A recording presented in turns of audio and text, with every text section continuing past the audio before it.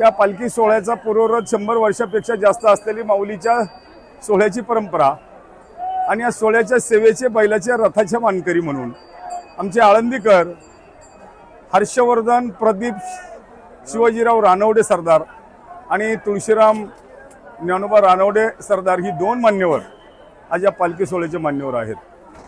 गेली 2019 पासून 2000 येणाऱ्या 26ला आपला पालखीला माऊलीच्या रथाच्या सेवेला नंबर येणार म्हणून त्यावेळेला बैल खरेदी केली, काही वर्षापूर्वी केली आणि वर्षभरापूर्वी आपल्या बैलांची सेवा येतोनाच आळंदी ते पंढरपूर चांगली रथाची सेवा घडावी म्हणून अतिशय कष्ट करून बैलांना तयार करून ठेवले। या मंडळी घरच्या मुलाबाळासारख्या या मंडळींनी माऊलीच्या सोहळ्यासाठी बैलांना जीव लावला आणि आज ही बैल आपल्या सर्वांच्या समोर माऊलीचा रथ ओढून नेतात।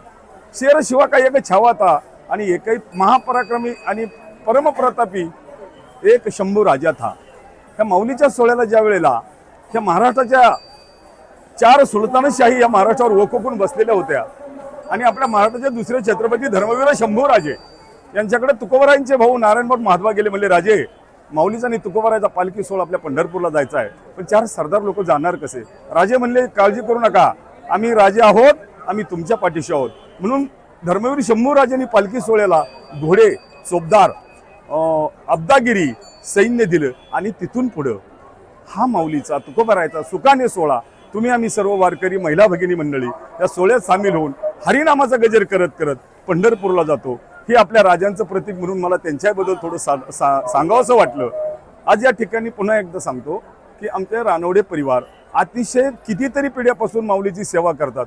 घरची इस्टेटीमधून सेवेसाठी फुलं लावणाऱ्या माऊलीच्या सेवेला फुलांचा बाग करण्यासाठी अशी काही जमीन माऊलीला दान दिली। हे रानवडे कंपनी आमचे फार मोठे आहेत, त्यांचं पण या ठिकाणी आपल्या पालखी सोहळ्याच्या वतीने अभिनंदन करतो। अशीच त्यांच्या हातून सेवा घडत राहू आणि अशीच सेवा घडत असताना तुमच्या आमच्यासारख्यांना बरोबर घेऊन माऊलीच्या पांडुरंगाच्या गजरामध्ये पंढरपूरला अतिशय चांगल्या प्रकारे सेवा देतात। त्यांचं पालखी सोहळ्याच्या वतीने मी एक माझ्या वैयक्तिक किंवा आपल्या सर्वांच्या वतीने त्यांचं मनपूर्वक स्वागत करतो आणि असे त्यांचे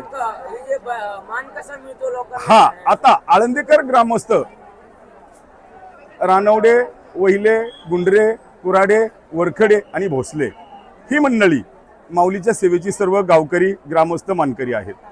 मग प्रत्येकाची पाळी 5 वर्षांनी 6 वर्षांनी येते। एकदा कुंडऱ्यांची आली, दुसऱ्या वर्षी कुराड्यांची आल्याच्या नंतर पुन्हा भोसल्यांची येते, भोसल्यांची आल्याच्या नंतर पुन्हा रानवड्यांची येते आणि अशी फेरपाळीनुसार ही माऊलीची सेवा त्यांना मिळत असते। आळंदीकर सोडून या ठिकाणी तिसरा कोणी सेवेचा आणि रथाचा मानकरी नाही। हे खरं तर आळंदीकरांचं फार मोठं वैशिष्ट्य आहे।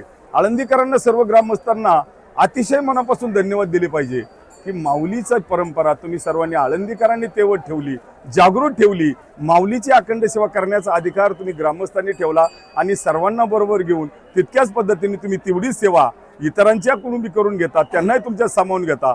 हा एक तुमच्या मनाचा खरं मोठेपणा आहे। एकच म्हणजे बैल कसलेली असावी, उंचीला असावी, भक्कम असावी, दिसायला सारखी असावी, शरीराने दुष्टपुष्ट असावी आणि तरुण असावी। हा एक त्याच्या मागचा उद्देश आणि भक्कम बनलेली, शेतात कसलेली, वर्ष शेतात काम केलेलं, अगदी पक्की तयार झालेली अशी बैल ती खानदानी म्हणून आपण जसं समजतो अशा पद्धतीचा हा